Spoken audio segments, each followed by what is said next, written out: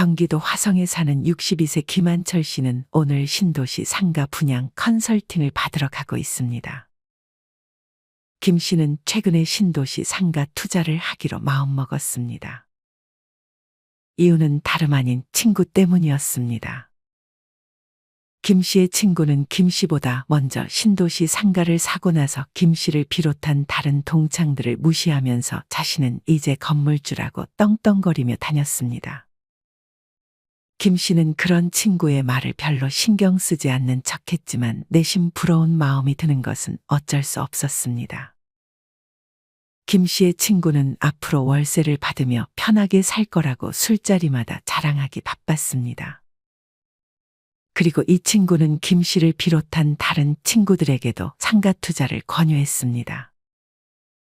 김 씨는 그렇게 관심도 없었던 상가 투자를 한번 해볼까 하는 마음이 커져 컨설팅을 받으러 갔던 것이었습니다. 김 씨는 이후 어느 한 건물 안으로 들어가 컨설팅을 받기로 한 3층으로 향했습니다. 김 씨가 문을 열자 안에 있는 직원이 김 씨를 격하게 반겼습니다. 어제 전화 주신 분 맞으시죠? 네. 여기 잠시만 앉아 계세요. 김 씨가 들어간 이 사무실은 왠지 모르게 드나드는 사람도 없고 휑한 것 같았습니다. 한 명밖에 없던 직원은 마치 김 씨를 무조건 계약시켜야겠다는 생각으로 비장한 표정을 지었습니다. 직원은 커피 한 잔을 건네며 이것저것 준비한 자료들을 꺼내 설명을 해주기 시작했습니다. 직원은 잘 이해도 되지 않는 전문 용어들을 써가며 설명을 이어갔습니다. 경기도 신도시에 있는 상가를 투자하게 되면 높은 임대료 수익을 올리면서 편안하게 노후를 보낼 생각만 하시면 돼요.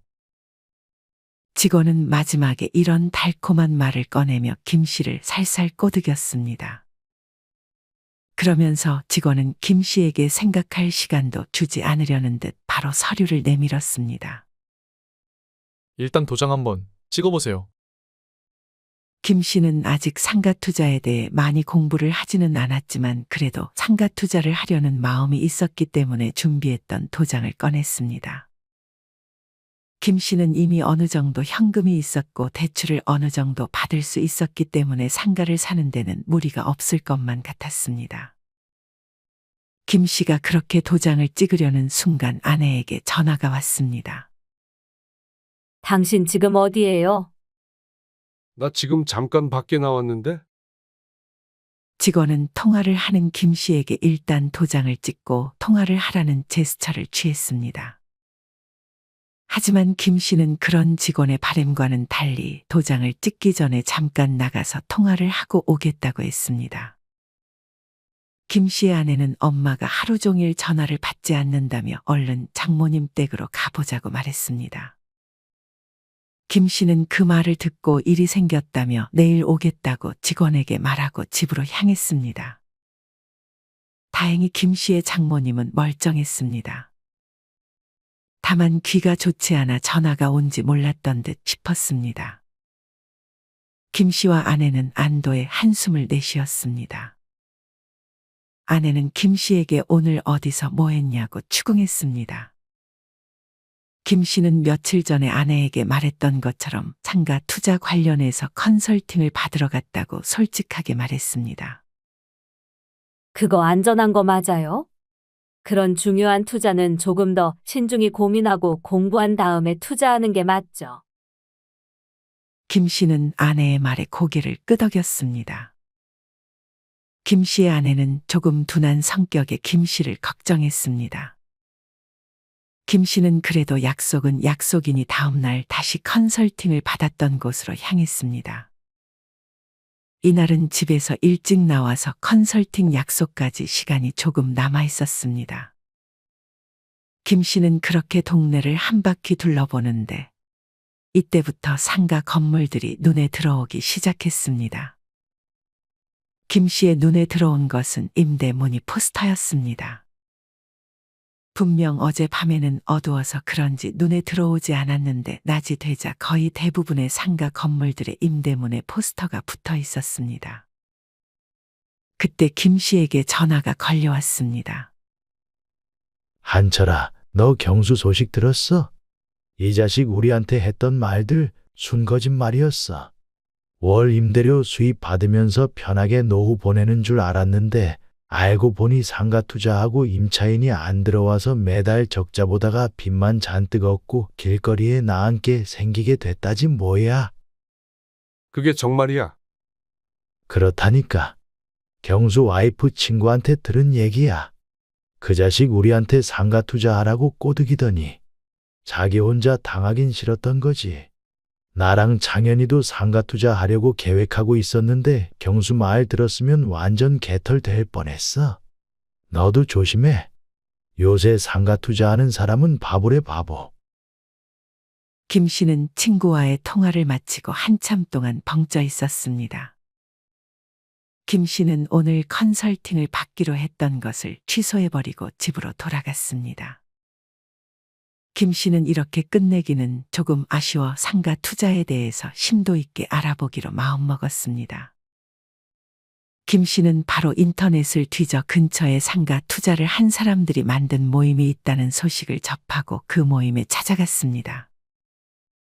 상가 투자 모임의 인원들은 공유 오피스에서 얘기를 나누고 있었고 김 씨는 어색하게 그 사람들의 곁으로 다가가 인사를 건넸습니다.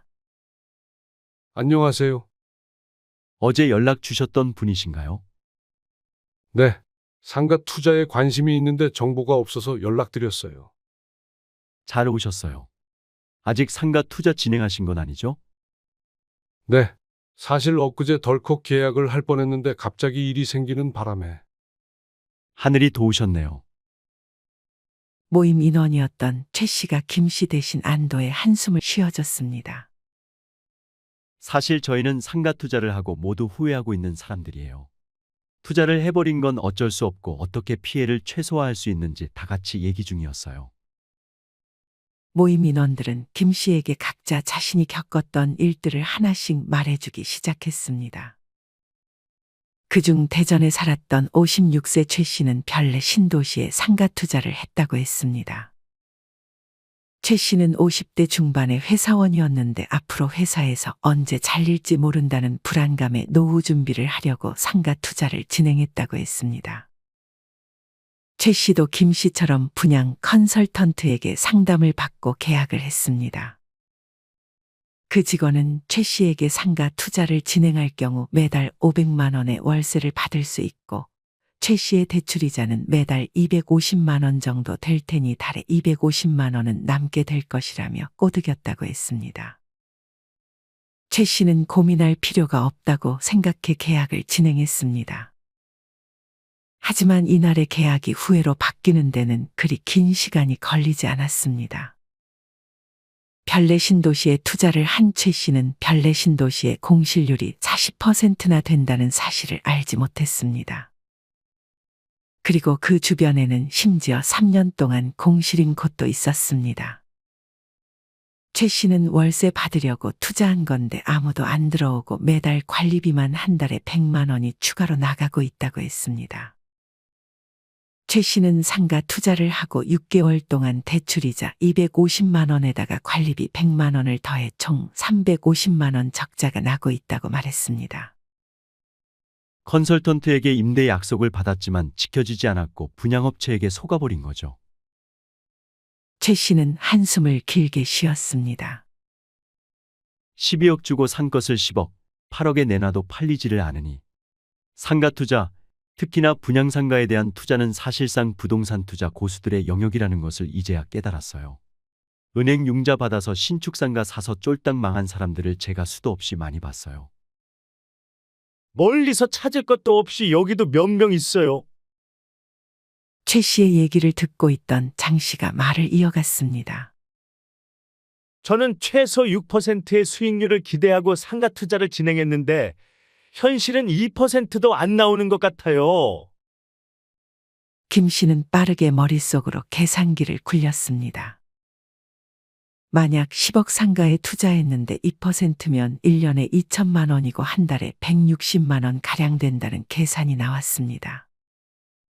하지만 만약 대출이자가 한 달에 160만 원 이상 나오면 이분도 최 씨와 마찬가지로 적자가 나고 있을 상황이었습니다.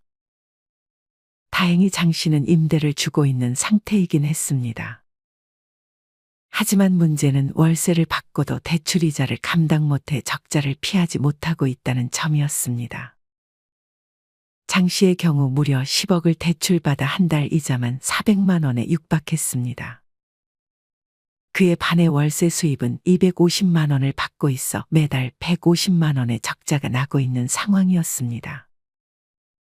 하지만 장 씨의 상가에 들어온 가게는 장사가 잘 되지 않아 언제 폐업을 하게 될지 몰라 불안에 떨고 있는 상황이었습니다. 만약 장 씨의 상가에서 임차인이 나가게 되면 장 씨는 400만 원 대출이자의 관리비 120만 원까지 추가해 520만 원의 적자를 감당해야 하는 실정이었습니다. 장 씨가 투자한 상가는 다산동에 위치해 있었습니다. 장 씨는 임차인과 처음 계약할 때 보증금 5천만 원에 월세 300만 원으로 계약을 했습니다. 하지만 2년 전에 임차인이 나간다고 하니 월세를 250만 원으로 깎아주겠다고 했습니다. 만약 내년에 또 나가겠다고 하면 장 씨는 250만 원에서 월세를 더 깎아줘야 될 수도 있었습니다. 장 씨 옆에서 감정을 이입한 백 씨도 비슷한 처지였습니다. 백 씨의 경우 은퇴 자금까지 끌어모아 10억 상가를 대출 6억을 받아 투자했습니다. 하지만 월 임대료가 200만 원도 안 나오는 데다 이걸로는 대출금 이자 내기에도 턱없이 부족하다고 토로했습니다. 백 씨도 신도시에 투자를 했는데 백 씨는 처음에 신도시가 생기면 인구가 들어오면서 상가 수요가 늘어날 것이라고 낙관했지만 현실은 전혀 달랐습니다. 신도시 상권이 제대로 인구가 들어오려면 최소 5년에서 10년 정도는 걸린다는 사실을 간과했던 것이었습니다. 백 씨의 주변 상가들은 무려 50% 할인 임대 조건을 내걸었음에도 입주 문의가 거의 없다며 임차인 구하기가 하늘의 별 따기라 했습니다. 서울이 가까이 있고 지하철이 가까이 있으면 괜찮을 거라고 생각했던 게 패착이었죠. 최 씨는 경기 불황과 높은 금리는 물론 상가 투자자들이 손해를 보기 싫은 마음에 임대료를 높게 책정하니 더더욱 문제라고 했습니다. 상가 꼬드겨 분양에 먹은 사람 몇 명은 좀 챙겼겠네? 남은 지옥에 빠뜨리고 말이야. 쿠팡에 우리나라에서 파는 물건 수십만 가지 다 팔고 있고 가성비 있는 가격에 밤 12시에 주문하면 새벽에 문 앞에 딱 와 있으니 상가 같은 오프라인 가게들이 안 망하는 게 이상한 거죠. 오프라인 상가는 꼭 종이신문 신세가 되어버린 것 같아요. 요새 종이신문 보는 사람 없잖아요. 온라인 제대로 다루지 못하는 노인분들만 보시지. 모임 인원들은 자신들이 트렌드를 잘 파악하지 못했다는 사실도 크게 후회했습니다. 나중에 들어보니 김 씨에게 떵떵거리며 상가 투자를 권했던 친구도 이들과 사정이 비슷한 듯 싶었습니다. 김 씨의 친구는 5억 상가에 1억만 가지고 나머지 4억은 대출을 받았는데 1년 넘게 임차인을 구하지 못했고 결국 대출이자와 관리비 부담으로 손실을 입었던 것이었습니다.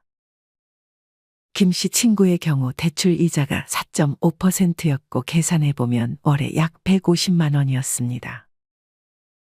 여기다 관리비 약 100만 원을 더해 매달 250만 원의 손실을 봤다고 했습니다. 김 씨의 친구는 주변 친구들에게 망했다는 사실을 들키기가 싫어 끝까지 그 상가를 붙들고 있다가 몇 년 동안 억 단위로 손해를 보고 울며 겨자 먹기로 상가를 처분하지도 못하고 있는 실정이라고 했습니다. 김 씨의 친구는 더 이상 김 씨를 비롯한 다른 친구들의 연락을 받지 않고 피하고 있었습니다. 모임 인원들은 매주 이렇게 만나 얘기를 하고 있지만 별다른 해결책을 찾지는 못하고 있다며 상가 투자를 하지 않은 사람이 승자라는 말을 해줬습니다. 김 씨는 정말 많은 도움이 됐다며 인사를 하고 밖으로 나왔습니다. 김 씨는 근처에 있던 빵집에서 빵을 사 모임 인원들에게 나눠주고 이분들에게 들었던 정보들을 정리할 겸 카페로 향했습니다. 모임 인원들은 하나같이 자영업자들이 힘드니 상가도 안 되는 것이라는 말을 했습니다. 김 씨는 그동안 관심이 없었는데 자영업자들이 얼마나 힘든지가 갑자기 궁금해졌습니다. 김 씨는 카페에 들어가 커피를 시키고 조심스럽게 카페 사장에게 말을 걸었습니다. 카페에는 김 씨 말고 손님이 없었는데 이것만으로 참 힘든 상황이구나 하는 것을 알 수 있었습니다. 김 씨가 조심스럽게 현재 장사가 잘 되냐고 물어보자 카페 사장은 한숨을 쉬었습니다. 얼굴을 보니 김 씨와 나이가 비슷하거나 조금 어려 보였습니다. 사실 다음 달에 폐업해요. 대출금 이자를 더는 갚지 못할 것 같아서요. 카페 사장은 심지어 6개월 전부터 우울증에 시달리다 결국 아내와 이혼까지 하게 됐고 자식들과도 떨어져 살게 됐다고 말했습니다. 어제가 막내 생일이었는데 축하한다는 말밖에 해줄 수 있는 게 없더라고요. 김 씨는 어제 봤던 인터넷 뉴스가 떠올랐습니다. 한국은행 자료에 따르면 자영업자 가구의 부채 비율이 작년 기준 270.3%로 크게 올랐다는 것이 그 내용이었습니다. 김 씨는 카페 안에 있는 디저트들을 여러 개 포장해 달라고 하고 카페를 나왔습니다. 김 씨는 그렇게 다시 거리로 나왔습니다. 어디를 갈지 고민하다 임대 포스터가 붙은 상가에서 자신의 모습을 확인한 김 씨는 이발을 해야겠다고 생각했습니다. 김 씨는 근처에 미용실이 있나 찾았습니다. 김 씨는 거리에 중년 여성 한 명이 운영하는 미용실로 들어갔습니다. 미용실 원장은 입마 눕고 있는 채 김 씨에게 인사를 건넸습니다. 김 씨는 아무도 없는 텅 빈 의자에 앉아 대기하고 있었습니다. 침묵 속에서 미용실 원장이 머리카락을 다듬어주기 시작했습니다. 김 씨는 조심스레 카페 사장에게 했던 질문을 미용실 원장에게도 했습니다. 장사가 잘 되시나요? 미용실 원장은 한숨으로 답을 대신했습니다.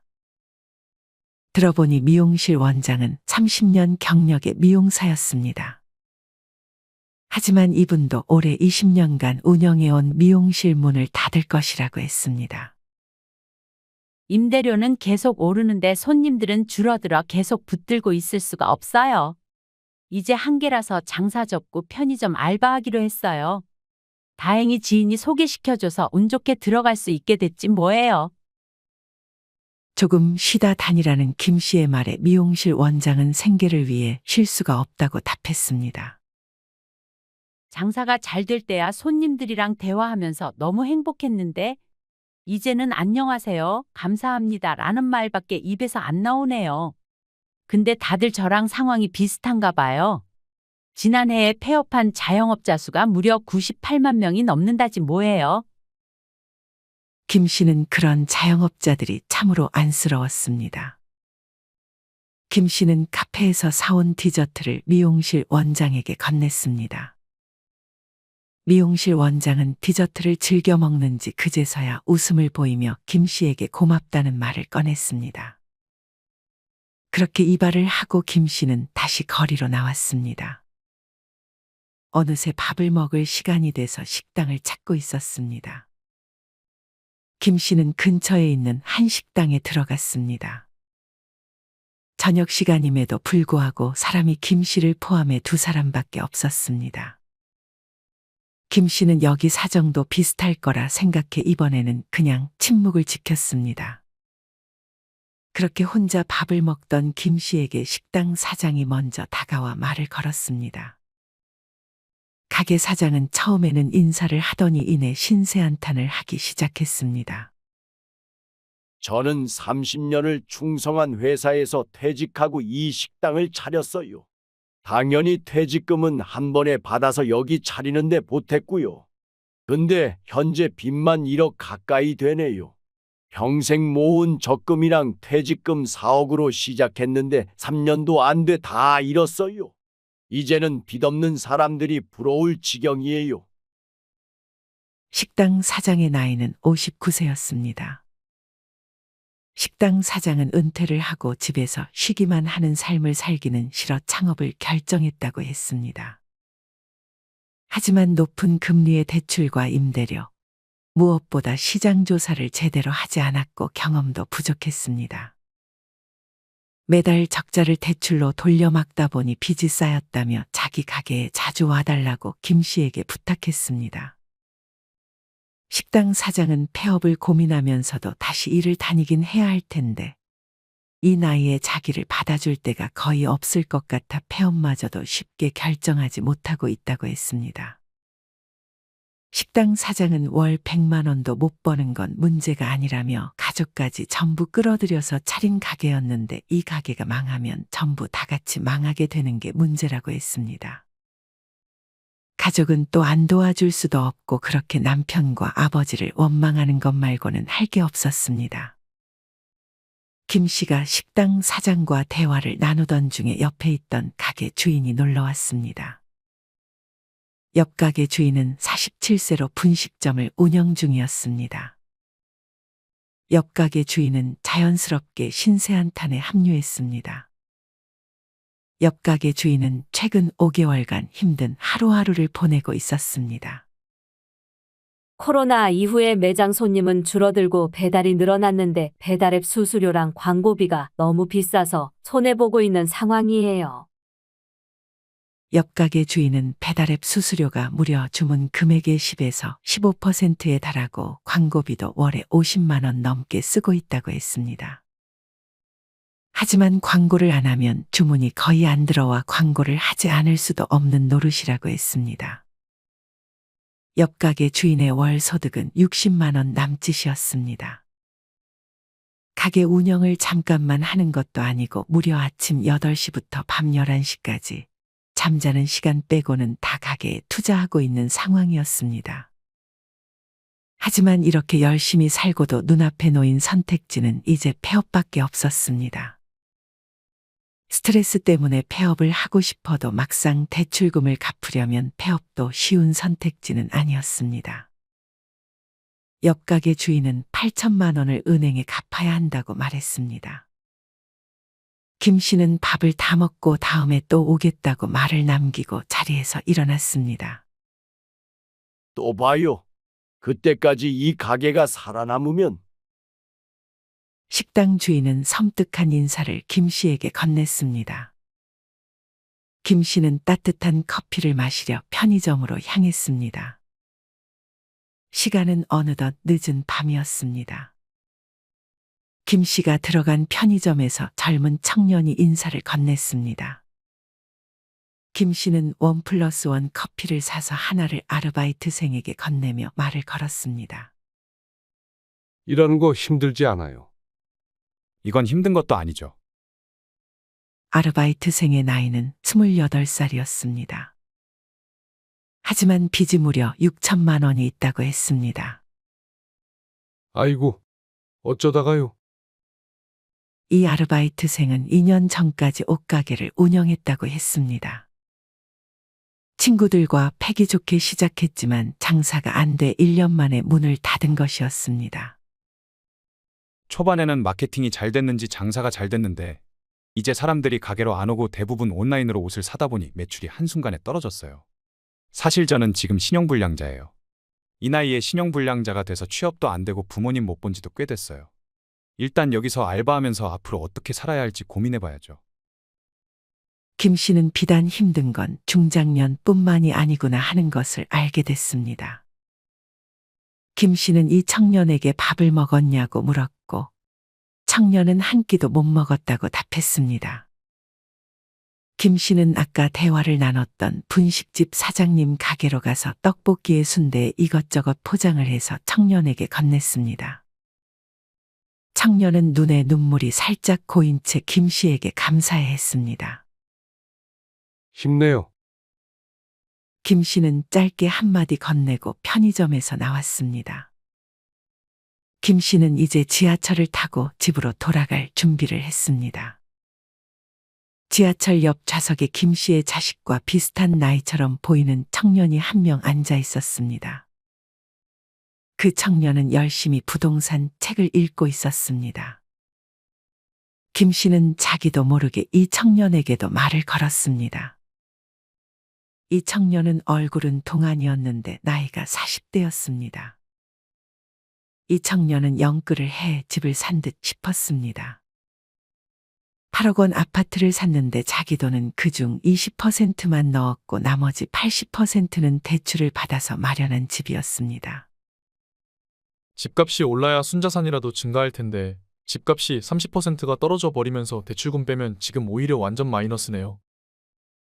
이 청년은 이제부터가 재앙의 시작이라고 말했습니다. 갑자기 직장을 잃거나 이직도 생각하고 있는데 월급이 줄거나 대출금리가 또 크게 오르면 그건 정말 생각하기도 싫은 상황이에요.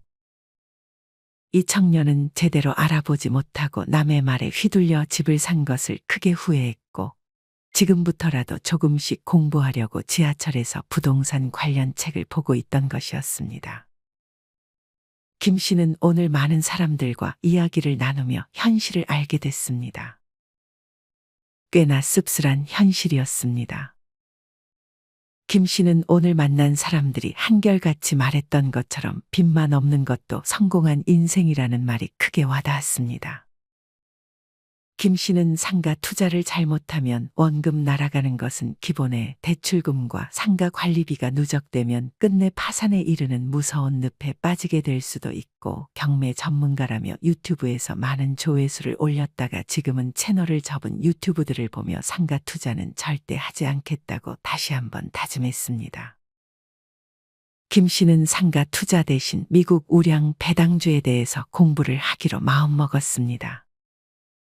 물론 아직 여기에 대해서도 많은 공부가 필요했기에 천천히 시간을 가지고 공부를 게을리하지 않겠다 마음먹었습니다. 여러분은 이런 김 씨의 이야기를 어떻게 들으셨나요? 김 씨가 아무것도 모른 채 덜컥 상가에 투자해버렸다면 그 결말이 참으로 끔찍했을 것 같습니다. 노후를 편하게 지내보려 상가나 꼬마 빌딩에 잘못 투자한 분들이 지금 많은 고생을 하고 있는 것 같습니다. 그리고 힘들게 자영업을 하시는 분들도 정말 많은 것 같습니다.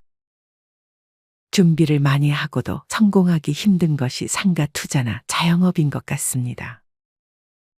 만약 은퇴 후 이런 것들을 고민하고 계신다면 정말 꼼꼼하게 그리고 철저하게 오랜 기간 공부를 하고 시작해야 할 것 같다는 생각이 듭니다.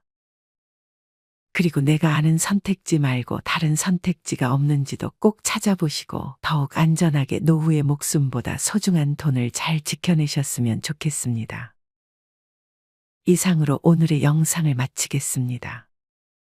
우리 모든 구독자분들의 행복한 여생을 응원합니다. 다음에 더 좋은 내용으로 찾아뵙겠습니다. 감사합니다.